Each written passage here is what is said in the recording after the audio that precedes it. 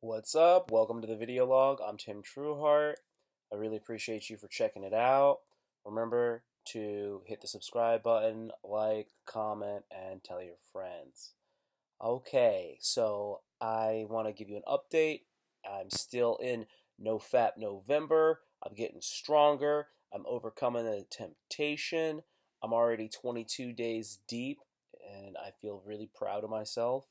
It's been pretty easy recently because I have a lot of people whose birthdays are this week, and I just don't feel like whacking it on my family members' birthdays. So thank you to the Fap God for giving me the ability to not whack. I appreciate that. I'm also doing No Shave November. I'm still in effect. My beard's gotten thicker. I could tell since my first video log, and that's kind of cool. I have the superpower of beard so far, is what I've earned. So I was asked to talk about dealing with multiple personalities. And this is a really interesting question. I have been asking for people to give me topics to talk about, and this was my first one. So it's a lot to take in for me, and I'm going to try to do it. So this guy, he's like asking about multiple personalities, alter egos, and stuff, and I don't really understand what's going on with the characters that you know he's dealing with, or how to manage multiple personalities. So I'm going to just give it my best answer. So this guy is also somebody who faps a lot and who also has issues with self-control and whatnot. So first off, I do want to say that I'm not a neuroscientist, a psychologist, or any kind of doctor at all.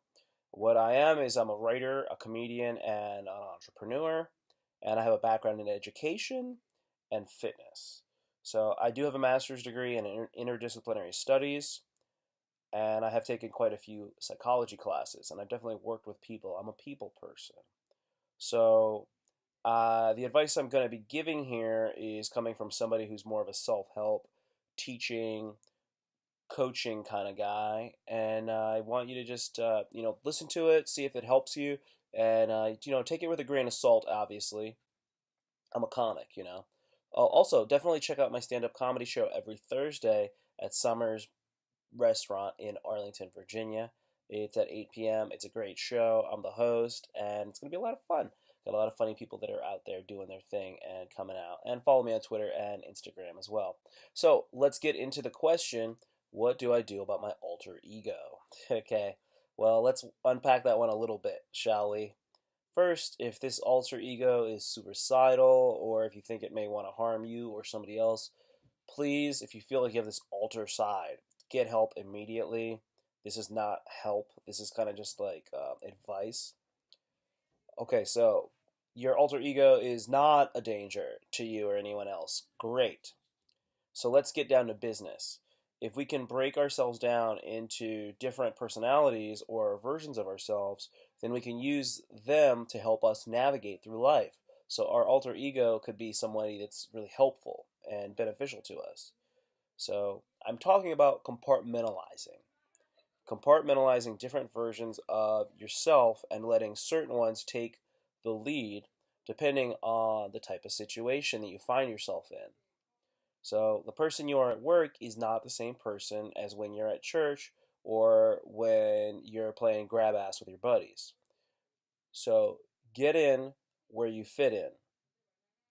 You probably want to be in monk mode when you're at church, and then when you're at work, you want to be as Tom Brady as possible. You just want to be a team player and just be like, yeah, I got it. I'm ready to go, sir. Here we go.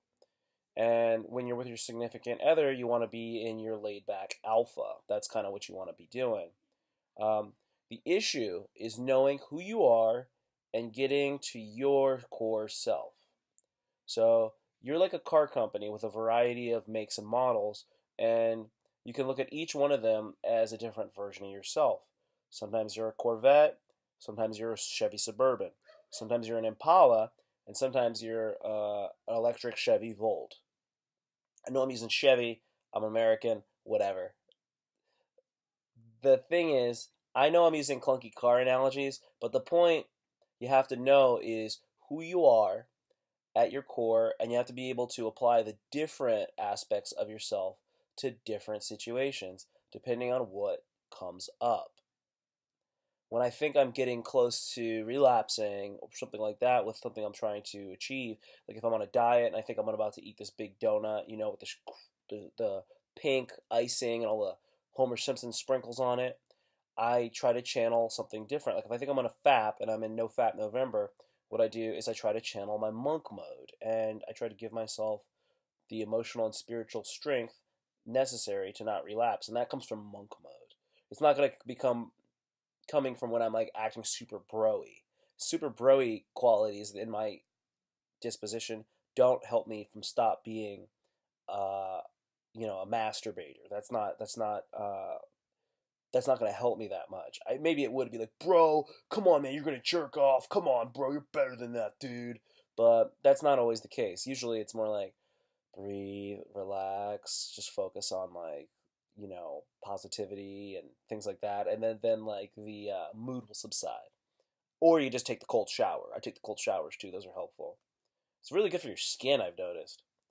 But, if I'm about to have a particularly hard workout at the gym, I'll listen to music that'll pump me up, and then I go into my alpha mode. And then that's what I'm doing. I'm using different modes of my own nature to help me in different situations. So, I've had some meditations lately that were very transformative, and afterwards, my perspective on life was much more balanced. I looked at things and I didn't have as much like stress in me. So, I think it's really important to get into your mind and try to wrestle with your own thoughts, your emotions, and your feelings. It's really the only way to get yourself centered. You have to go in there and you have to assess. You have to like acknowledge and address these things because that's how you get to the next level.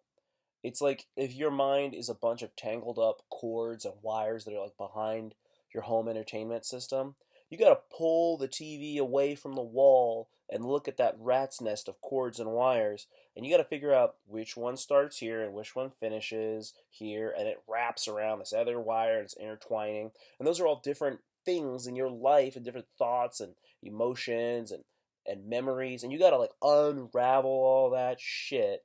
And once you get it all unraveled, and you kind of like, then that is what gives you perspective.